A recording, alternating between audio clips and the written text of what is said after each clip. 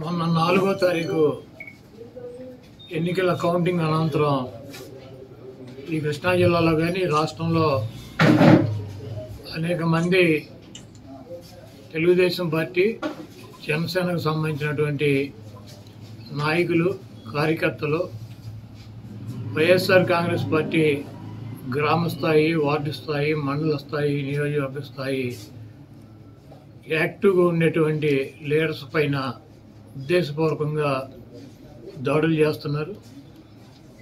అదేవిధంగా వాళ్ళ ఇళ్ళకెళ్ళి ఇళ్ళు పగలు కొడతాం, కార్లు పగలు కొడతాం, అర్ధరాత్రులు వెళ్ళి వైఎస్ఆర్ కాంగ్రెస్ పార్టీ శ్రేణుల్ని భయపెట్టాలి, ఈ వైఎస్ఆర్ కాంగ్రెస్ పార్టీని డిస్టేజింగ్ చేయాలని చెప్పి పెద్ద ఎత్తున ప్రయత్నాలు చేస్తున్నారు. వాటిల్లో కొన్ని చోట్లయితే ఫిజికల్గా వ్యక్తుల మీద దాడులు చేయటం, కాళ్ళు ఇరక్కొడతాం, చేతులు ఇరక్కొడతాం, తల్ల బాగలు కొడతాం. అదేవిధంగా ఈ గ్రామాల్లో కానీ ఇక్కడ కానీ మీరు ఉండకూడదని చెప్పి వార్నింగ్లు ఇవ్వటం అనేక రకాలుగా చేస్తున్నారు. వీటికి ప్రత్యక్ష సాక్షులు పోలీసులు దగ్గర ఉండి వాళ్ళు కొడతాంటే వీళ్ళు చూస్తూ నిలబడి ఎంజాయ్ చేస్తున్నారు. ఈరోజు మా దగ్గర పోలీసులు ప్రేక్షక పాత్ర వహించేటువంటి సన్నివేశాలు, తెలుగుదేశం పార్టీ అల్లరి మోకల్లో మా వాళ్ళ మీద దాడి చేస్తున్నటువంటి సన్నివేశాలు సీసీ ఫుటేజీలతో సహా, ఫోటోలతో సహా మా దగ్గర ఉన్నాయి.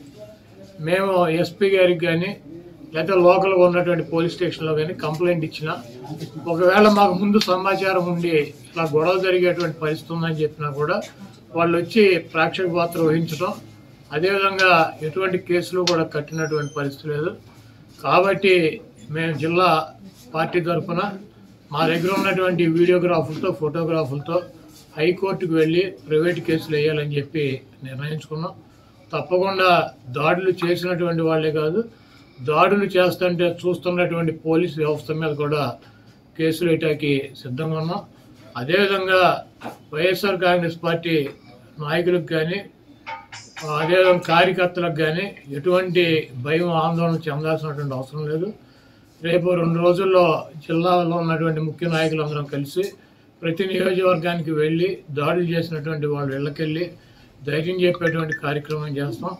దీనికి జగన్మోహన్ రెడ్డి గారు కూడా మీరు ఎట్టి పరిస్థితుల్లోనూ కార్యకర్తలు కానీ నాయకులను కానీ జరుగుతున్నటువంటి దాడుల్ని మీరు చూస్తూ ఊరుకోవద్దు, పార్టీ అంతా యాక్టివ్గా ఉండి అందరూ ఒక వేదిక మీదకి వచ్చి వాటిని తిప్పి కొట్టాల్సిన అవసరం మన మీద ఉందని చెప్పి ఆయన కూడా చెప్పారు. కాబట్టి పోలీసు వ్యవస్థ ఒక అసమర్థమైనటువంటి వ్యవస్థగా ప్రేక్షక పాత్ర వహిస్తున్నటువంటి ఈ పోలీసు వ్యవస్థకి మరి మా నుంచి ఈ తెలుగుదేశం పార్టీ గోండాల నుంచి మా పార్టీ నాయకుల్ని, కార్యకర్తల్ని కాపాడుకోవటానికి మేము కూడా 2 రోజుల్లో రోడ్డు మీదకి వచ్చి ఎక్కడైతే మా వాళ్ళ మీద దాడులు జరిగినాయో, ఎక్కడైతే మా వాళ్ళని ఇబ్బంది పెడుతున్నారో ఆ ప్రాంతానికి వెళ్తాం. ఆ కాన్స్టిట్యున్సీకి కానీ ఆ జిల్లాకు కానీ సంబంధించినటువంటి నాయకులందరూ కూడా పాల్గొంటారు. ఆ నియోజకవర్గంలో ఉన్నటువంటి లీడర్స్ కానీ కార్యకర్తలు కూడా పాల్గొంటారు. తప్పకుండా లా అండ్ ఆర్డర్ ఇష్యూస్ కనుక వస్తే దానికి పోలీస్ వ్యవస్థే బాధ్యత వహించాలి.